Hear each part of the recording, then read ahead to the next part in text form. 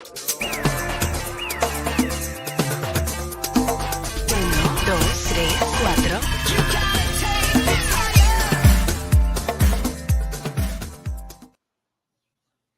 Hello everybody, welcome back to the United Way. We're going to be doing a little bit of a different video today. 5 talking points from the game last night against Bayern Munich, where unfortunately we lost 4-3. A game that we don't watch along for, which was a weird game, and I'm not here to break the game down because I just wouldn't be able to do that. Talking points. I have 5 talking points here right in front of me. We're going to be talking about dirty chance for Eriksen, Onana mistakes, the Bayern Munich penalty, which I really want to talk about that, 2 late goals from Manchester United, and the 7-goal thriller. And we're maybe going to talk a bit about Rasmus Højlund getting his first goal for Manchester United, so happy for him. But if you haven't already, hit that subscribe button, like the video, let us know your thoughts on the game last night. Obviously it is pre-recorded, but I'll try and maybe get back to you if I can when it's out. But yeah, I mean, my thoughts on the game last night, I've calmed down a bit. I'm not as pissed off as I was. Still a bit upset, but you know, you have to move on now. Burnley on Saturday, which I'm not looking forward to, because I feel like we should beat Burnley, but you know, that's for the preview, which we'll have on Friday. But yeah, I mean, we started the game off well. This is the initial thoughts on the game. Yeah, so this is, don't know what's going on there. This is my initial thoughts to the game last night against Bayern. Started off well. The first 20-25 minutes were decent. I thought we were playing very well. I thought we were A1.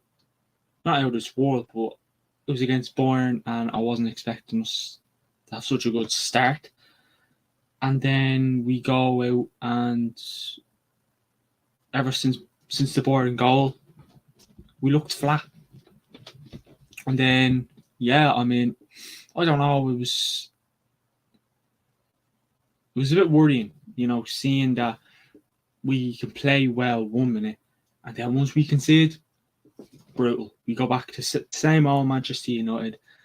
And if we want to turn this form around, that is one thing we're going to have to improve on. When we play well, we have to keep it up, even when we concede, because like I said, our heads go from up to drop. Our heads drop, and it's not good enough. I mean, we conceded 2 goals in 4 minutes, just like Bayern did, obviously, in the last couple of minutes against us. But still, it was too late, too late. And I still back Erik ten Hag. There were signs of improvement. Going away to Germany to play a top-class team in Bayern Munich. You have top-class players and a brilliant manager. He wasn't even on the sidelines last night, but anyways, scoring. If you said to me, right, Manchester United are going to go to Bayern, and score 3 goals, but these are going to lose, I'd say, okay, what's the score? What's the full-time score? 4-3 Bayern. Okay. I mean, alright, I'll admit the 3 goals we scored are scrappy. The one from Rasmus and the 2 from Casemiro. But like I said in the watch along, I don't care. I don't care if it's a scrappy goal, a lucky goal. I'm taking it. I am taking it. So yeah, it looks like in parts, not all the way out through the game, but in parts when Bayern had the ball, we went back to the diamond, which was something we done against Brighton, and we done it fairly well until Danny Welbeck put the ball in the back of the net not too long after. And we go back to the 4-2-3-1 or 4-3-3, and obviously Rasmus was pressing. He was doing a lot of running. I have to give it to him. He was doing a lot of running. And yeah, I mean, I really like Rasmus. When we signed him, I was a bit like, okay, 70 million, I think it was. 70 million at the time was a bit ridiculous. You cannot say it wasn't. But I feel like he still needs to prove himself, but he's shown glimpses of improvement, and he's shown what Manchester United needed in the last couple of years since. He was our last good striker, you name it, and that was when. But yeah, then obviously, the defence was shocking again, I feel. Solid up to the Bayern first goal from Leroy Sané, who was a player I predicted to score and a player I said he's going to be a threat. Reguilon didn't do too bad again last night. Another loan signing I questioned, and he seems to be proving me wrong, which I like this. I like to come out and say he's not good enough. He's not going to do this well for Manchester United, and he comes out and plays well. I like being proved wrong. Trust me, I like proving people wrong myself, but when it comes to Manchester United, I want to be proved wrong. Obviously, when I predict us to win, I don't want to be proved wrong either. Listen, hopefully we can turn this form around, and I just get a feeling that Saturday has to be the start to our season. You know what I mean? When you look at the game against Wolves, scrappy, we didn't play well. We weren't coming out of that game. We were coming out of that game saying, I'll take it. We were lucky, but it's not good enough. Lost against Tottenham. Beat Nottingham Forest. Just, by the way, wasn't convincing. If first halves weren't the thing and second halves were, Manchester United would have won that game 3-0. 2-0 actually, because you scored in the first half. But anyways, we can't be, if we're not going to get away with this. I mean, okay, Bayern, top class team, like I said. Brighton, brilliant team. Not top class, but they are brilliant.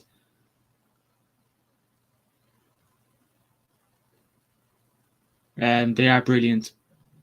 Brighton and Bayern are top class, but if we come up against a Man City or a Liverpool or Man City, we will get torn to shreds. And I'm surprised we didn't get torn to shreds against Arsenal. We lost 3-1. Another fake scoreline, in my opinion. Last night's game was probably another fake scoreline, but hey, Arsenal took the win against us. We took the goals last night, but didn't take them early on. Which was just another one of those. It's like once you start really shit we're losing, we have to we have to score. But yeah, I mean, listen, maybe if there was another say 10, even 5-10 minutes left in that game last night after Casemiro scored the second, it could have been different. But unfortunately, it wasn't to be. But like I said, I wasn't going to break down the game last night, but I have a few stats from the game. Which I'll just throw it up on the screen here if it lets me. Yeah, so here we go. Here's the stats. I mean, as you can see, very one-sided. I mean, the only thing we really didn't beat them on anything, did we? Anything there I can say, oh yeah, we beat them on this. No, but stats in my opinion aren't really. Last night's game could have probably been a fake scoreline, but Bayern got lucky in parts as well. So Bayern Munich had 19 shots, Manchester United had 9. Bayern 9 shots on target to Manchester United's 4 shots on target. So again, we had the same shots as they did on target, which nothing great, but 3 goals out of 9 shots on target, 9 shots and 4 shots on target, not too bad. Bayern Munich 60% possession, Manchester United's 40%. Bayern made 602 passes to Manchester United's 393. So we made what you could say 200 or so passes less, which again, there was a lot of long balls yesterday which didn't work. You have to keep against these top teams. You cannot do a long ball. You have to keep the ball, keep possession. When you find it, like we did it in the first 5-10 minutes. Eriksen chance, Bill, talking point we'll get into now in a minute, but keep it on the ground. If we gotta play long ball, Upamecano and Kim and Jay, they're tall, and yeah, we were never going to beat them on that last night. And we didn't beat them on the long ball last night, let's be fair. But yeah, Manchester United 40%. Yeah, pass accuracy 89% Bayern, 89% pass accuracy to Bayern Munich. To Manchester United's 85%. 8 fouls each, 1 yellow card each way. Bayern made 7 corners to Manchester United's 3. So yeah, Bayern obviously won on the stats. If stats, Bayern won.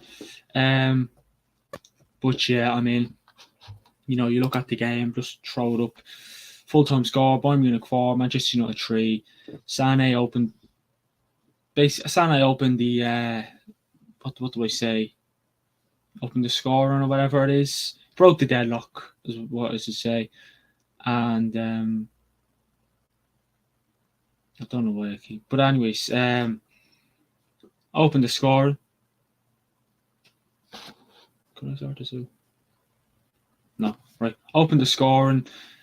Then Nabry scored 4 minutes later, and then second half, Rasmus Højlund, not a bad start to the second half.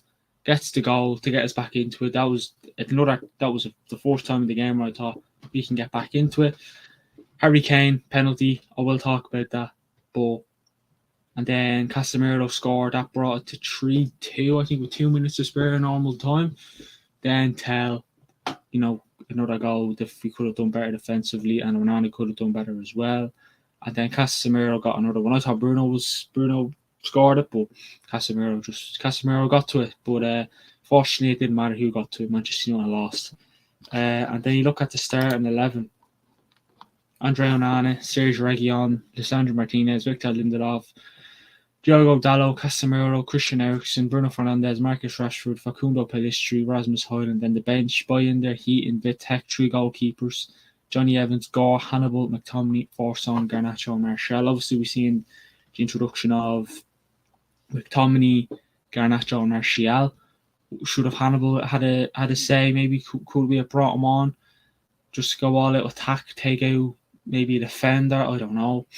We done it against Brighton. We took off Leach and we brought on was it Hannibal? I don't know, but we done that. But Hannibal came on and scored a brilliant goal. Maybe he could have made a difference last night, maybe not. But I always say I like Facundo Pellistri. I really do. Top player. I remember going to the pre-season game in Dublin and I enjoyed it. Man of the match for me. But up against these Alphonso Davies, didn't have a bad game. Pellistri done well in my opinion up against a top team. But I always say Garnacho should be always in that squad. Diego Garnacho on the left, Rashford on the right, Højlund down the middle. Do something different because let's be honest, we haven't got. Pellistri is probably the only winger we have who's first choice. He's the only right winger at the club that's available to play. Because Anthony still under investigation, Sancho still being a own bag. So yeah. Well, listen, we will get into the talking points. So we'll start off with the early chance for Eriksen. Listen, could he have done better? Could have Eriksen? Obviously people are looking, did Pellistri get fouled on? Did Davies tap him on the back of the boot? I don't know. Can't go back. I don't think it was checked, so nothing you can do there. But I thought I remember watching. I thought, hold on, good chance. Maybe if it was Rashford or Rasmus or Bruno or Pellistri on that Eriksen chance, if that was a different player, maybe we could have been 1-0 up. But yeah, you could say it was good goalkeeping from Ulrich, the Bayern goalkeeper. So yeah, he was replacing Neuer, I think. So yeah, listen, Eriksen could have done better there. I'm not going to talk too much about it. We done well, but unfortunately we didn't. That could have been it. If we scored that goal, it could have been a totally different game. But yeah, listen, I want to talk about this man, Andre Onana. I want to talk about his mistakes. Just throw it up on the screen there. Talking point number 2, Onana mistake. You look at the first goal, and we've seen it last season under De Gea, where we say we could have done better there. Again, he saves that. It's a different game, and it's what worries me. And I don't know. Onana, I'm not going to sit here and say, oh, he's rubbish, get him gone. He was rubbish last night. I'll say that. Rubbish last night. Not good enough. Could have been better. Does De Gea save 2 of Bayern, the 2 goal? Just say, I don't know, let me look. The goal Tell scored and the goal Sane scored. Does De Gea save those 2? Does he save the Kane penalty? The Gnabry goal, Okay, he didn't get to it, so that's fair. Defensively, we could have done better. But yeah, I mean, I don't know. He could have done better last night. Right, the penalty up against Harry Kane, wasn't expecting him to save it. Went the right way, but Harry Kane just put enough power behind it and put it in the bottom corner, as he does. He loves that bottom left, bottom right, depends where you're standing. But yeah, Andre Onana again, like who else do we have? I mean, Reguilon, he's a long signing, but like the other signings Ten Hag has made permanent, I give time. We only signed him in the summer, which is not too far gone. I'd still give him time, but if these mistakes keep coming, I mean, I think we've conceded more than 10 goals, I think, so far this season in all competitions. So, yeah, I could be wrong in saying that, but even conceding 4 goals to Bayern, it's not good, is it? I mean, I can sit here and say maybe if you have Varane and Amrabat and maybe Mount and, ABC, Shaw, yada, yada, yada, could have been different, but it's no excuse, you know what I mean? We could have been better defensively. That defence, you look at, right, Reguilon wasn't there last season, but you replace Reguilon with, you put, what was it, Dallo played left back, so that defence should still be okay to not concede 4, but we're conceding, since we're conceding 2 goals or more every game. We conceded 2 goals against Spurs, 2 goals against Forest, 3 goals against Arsenal, and we also conceded 3 goals against Brighton, and then 4 goals against Bayern. So it's not good enough, in my opinion. I still back on it, but if these mistakes keep coming, Ten Hag, maybe we're going to have to drop him and play that Turkish goalie we scored Bayern there. But in fairness to Onana, he came out last night saying the reason why we lost is because of me. He requested to do an interview. I respect that. And I'm not going to be too harsh on him, but I hope these performances can improve. But let us know in the comments, what would you do with Andre Onana? Give him time, or would it just be, get him gone? Or, I'm not getting gone, but would you drop him for the next game? Let us know in the comment section below. I mean, maybe, will anyone have him dropped for the game against Burnley? I doubt it. But sure, look, let's find out. He's only kept 1 clean sheet so far this season, and that was against Wolves at the start of the season. But yeah, enough of Mr. Andre Onana. Let's move on to the Bayern Munich penalty. Eriksen, I mean, I forget who headed the ball into his arm, but it wasn't a penalty, in my opinion. I mean, what do you expect Eriksen to do? He headed the ball onto his arm. It's like against Sociedad last season. Kicked the ball, rolled up. Martinez was kind of on the ground. Hand up. Penalty. Wasn't a penalty. We lost 1-0. That was not a penalty, in my opinion. I don't care what you say. Listen, if you're a Bayern or a rival fan, there's a lot of respect, I'm sure, between Manchester United and Bayern. Look at the history. Not just 99, but the Munich tragedy. We cannot. Tell you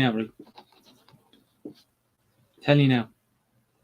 If that was a Premier League game last night, that's no penalty. That is no penalty.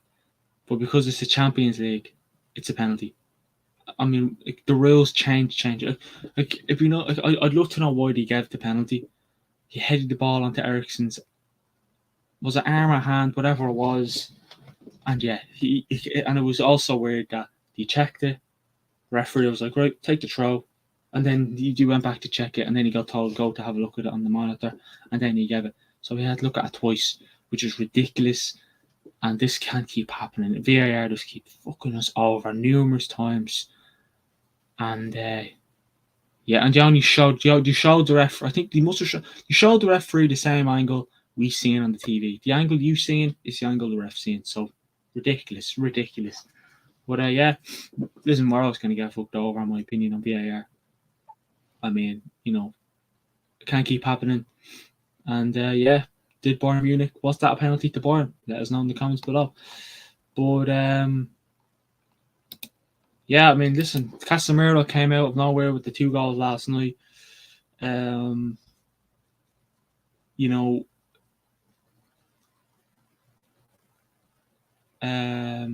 actually, anyways, back to the maybe we should have had a penalty last night as well.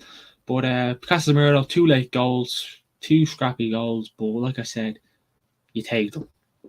You take them. The first goal, okay, I went in so slow, but I went in.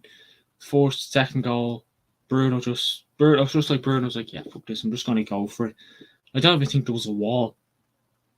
Could be wrong, but Bruno was just like, yeah, I'm going for it. He knew even if he scored, there was no time. Regardless of what happened in that free kick, there was no time to get another goal. And it is ridiculous, but you pray that it like, imagine if we scored down 2 goals earlier on in the game. It could have been different. 3 goals, you name it. It could have been different, but unfortunately, it wasn't. And back in the same old. But I mean, I don't know where he came from. Casemiro wasn't great, in my opinion, last night, but he got 2 goals. So, I mean, do you give a man of the match for getting the 2 late goals? I don't know, but I'm sure when Casemiro got the first goal for himself, I thought there's a chance here. But then Tell just decided to go. And the defender was shocking. I mean, I think Upamecano got the ball last night and ran all the way down the field, had all the room in the world, just like he was in his local park. Boom. Ridiculous. But yeah, Casemiro, 2 late goals. Too little, too late, in my opinion. And then, the 7-goal thriller. 7 goals. It lived up to the expectations. I don't think people were expecting it to be a 7-goal thriller. If they were expecting Bayern to score 7 goals and we scored none. But I mean, all right. If you are a neutral fan, that was a brilliant game in your opinion last night. If you're Manchester United, even if you're a Bayern fan, brilliant. If you're a Manchester United fan, you're like, yeah, that was shit. You know what I mean? Like, we scored 3 goals, but we conceded 4. I mean, make it make sense. Just make it make sense. But yeah, I mean, 7-goal thriller. And we'll play them now at Old Trafford. Match day 6, so the very last game. Hopefully, by that stage, we're a lot better. We have a few more players back from injury. And maybe we could beat them at Old Trafford. I don't know, but it's going to be tough. And Rasmus Højlund getting his first goal from it. It's not a talking point, but I just want to throw it out there. Fair play to him. I'm happy for him. He scored against Brighton and was disallowed because the ball was out. I mean, he came in against Arsenal, didn't score, played well though, and got the 20-minute cameo. Scored against Brighton, was disallowed. So all these drafts rival fans had of flop, get it gone. It's the first of many, in my opinion. Rasmus is very good. He's only 20 years of age. Yeah, we spent a lot of money for him, a lot of pressure on him, but still, brilliant. But I mean, I just want to talk about 2 more things. I just want to basically just talk about Ten Hag. I mean, we have to back him. You know what I mean? We have to back Eric Ten Hag because, like, I don't know why many people are saying, sack him, do this with him, do that with him, blah blah blah. Why should we sack him? 6 games in, and we know what Ten Hag can do, and I'm confident he can turn the season around. It's going to take him a long time, but I back him. I mean, look at Arsenal. How long did it take Arsenal to start competing with, just start being in title races and actually people predicting them to win title? Like, how long did it take Arsenal to be where they are now? Not a lot. It took them a long time. And, they wanted their owners out. They didn't leave, obviously, but look at them now. Arsenal are just a totally different club. They're not a Banter club anymore, unfortunately. Hopefully they do return, but you have to back Ten Hag and the players. Listen, if we had Qatar, this could be different. But unfortunately, we still have shitty old Glazers. But back Ten Hag. You know what I mean? If anyone who wants Ten Hag out, you should be ashamed. I mean, we don't want to be Arsenal. Look how many times they called Arteta out. I know he's the Lord Saviour of Arsenal Football Club. So just take our time. And another thing, back to these boys. Give them time. Right, there's a few there who we should get rid of. McTominay. Yeah, probably just McTominay, to be fair. But yeah, listen, a lot of improvements. Onana's not there. I can't see him. Just our outfield players. Casemiro in the background, talking to Tom Heaton. But yeah, I mean, listen, these players have to up their game. If they want to have anywhere as good of a season they did last year, they're going to have to up their game. But yeah, I listen, as a kid, like I said, I back Ten Hag to do the business with these boys.